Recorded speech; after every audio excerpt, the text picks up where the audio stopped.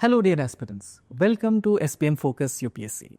आज के 9th मई के एपिसोड में हम ये 4 करंट अफेयर्स डिस्कस करेंगे। पहला, इंडिया का response to Pahalgam with operation Sindoor. इसके बाद हम डिस्कस करेंगे ह्यूमन डेवलपमेंट रिपोर्ट 2025।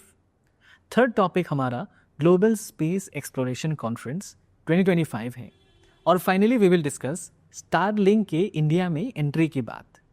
चलिए शुरू करते हैं।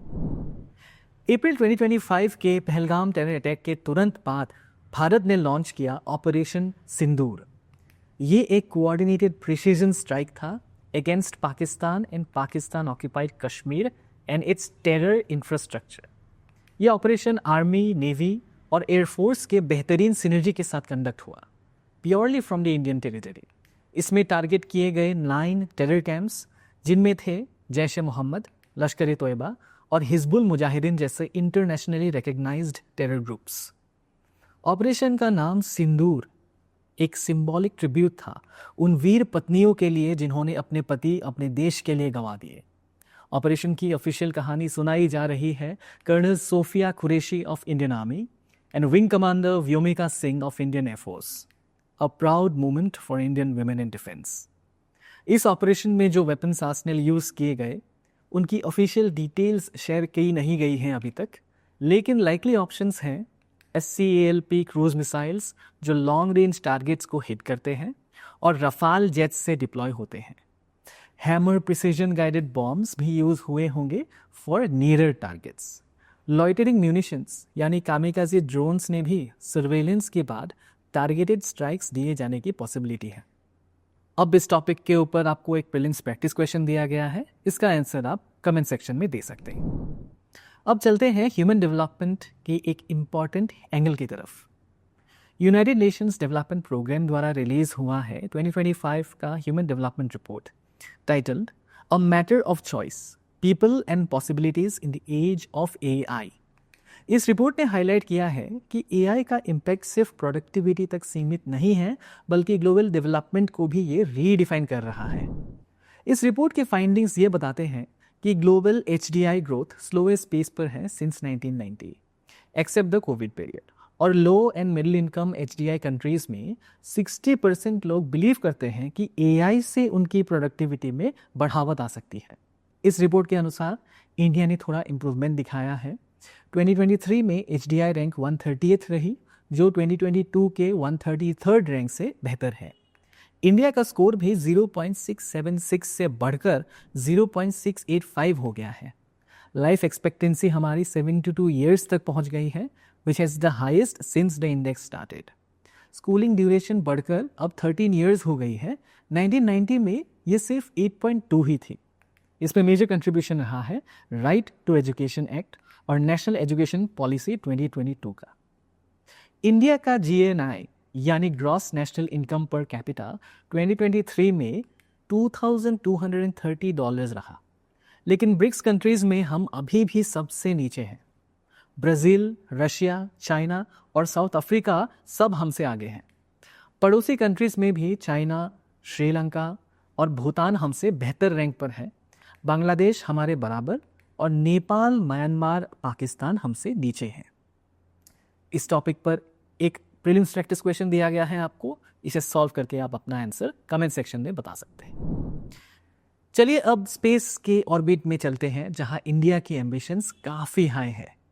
मई 7 से 9 तक न्यू दिल्ली में हुआ ग्लोबल स्पेस एक्सप्लोरेशन कॉन्फ्रेंस या GLEX। ये एक ग्लोबल प्लेटफॉर्म है जहां स्पेस इनोवेशन, कोऑपरेशन और फ्यूचर मिशंस की बात हुई। इस कॉन्फ्रेंस का थीम था reaching new worlds, a space exploration renaissance.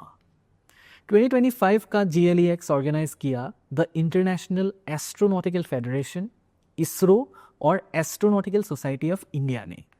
इस इवेंट ने काफ़ी इंटरनेशनल अटेंशन अट्रैक्ट किया।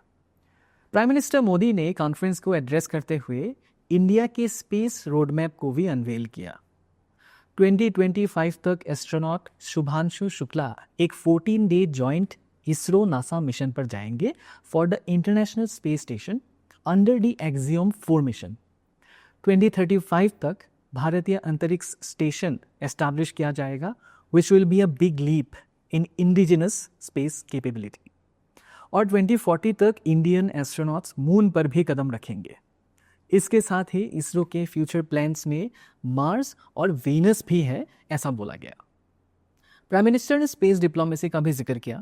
2017 में लॉन्च हुआ GSAT-9, also known as the South Asia satellite, और upcoming G20 satellite mission Global South के लिए एक सिंबॉलिक और प्रैक्टिकल गिफ्ट होगा। आपके स्क्रीन पर इस टॉपिक से रिलेटेड एक प्रीलिम्स प्रैक्टिस क्वेश्चन दिखाया जा रहा है। इसे सॉल्व करके इसका आंसर आप कमेंट सेक्शन में दे सकते हैं। जमीन से लेकर अंतरिक्ष तक, और अब वापस आते हैं ग्राउंड रियलिटी पर, India's digital future. Elon Musk की सैटेलाइट इंटरनेट कंपनी स्टारलिंक को फाइनली इंडिया में ऑपरेट करने का अप्रूवल मिल गया है आफ्टर ऑलमोस्ट 3 years। स्टारलिंक एक satellite based broadband internet system है जो लो अर्थ ऑर्बिट में काम करता है और रिमोट रूरल एरियाज तक भी कनेक्टिविटी पहुंचा सकता है। इस सिस्टम में सैटेलाइट सिर्फ 550 किलोमीटर्स की ऑल्टीट्यूड पर घूमते हैं, जिसकी वजह से इससे लेटेंसी काफ़ी लो होती है। अब तक स्टारलिंक के पास 5000 से ज़्यादा सैटेलाइट्स हैं और फ्यूचर में 12,000 का टारगेट है। डायरेक्ट टू यूज़र सर्विस के ज़रिए स्मॉल ग्राउंड टर्मिनल से हाई स्पीड इंटरनेट मिलता है, स्पेशली यूज़फुल जहां ट्रेडिशनल ब्रॉडबैंड्स नहीं है। डिपार्टमेंट ऑफ टेलीकम्युनिकेशन से स्टारलिंक को ये अप्रूवल मिला है इंटरनल सिक्योरिटी और डिफेंस क्लियरेंस के बाद। ये रूरल डिजिटल इंक्लूजन में एक नया ईरा शुरू कर सकता है। इसी टॉपिक के साथ आपको एक प्रीलिम्स प्रैक्टिस क्वेश्चन दिया गया है, इसका आंसर आप कमेंट सेक्शन में दे सकते हैं। Now moving on to the quote of the day. आज का कोट है, empower a woman, empower a community, by former UN secretary general Kofi Annan. इसका मतलब है कि जब एक औरत को एम्पावर किया जाता है तो सिर्फ उनकी ही ज़िंदगी नहीं बदलती, बल्कि पूरे समाज पर इसका असर पड़ता है। वो अपने परिवार, बच्चों और आस पड़ोस में भी बदलाव लाकर पूरे कम्युनिटी को आगे बढ़ा लेके जाती है। तो डियर एस्पिरेंट्स, आज के लिए इतना ही। कल मिलते हैं with more important and relevant current affairs. अपने स्टडीज़ में डिसिप्लिन और डेडिकेशन बनाए रखिए। थैंक यू एंड जय हिंद।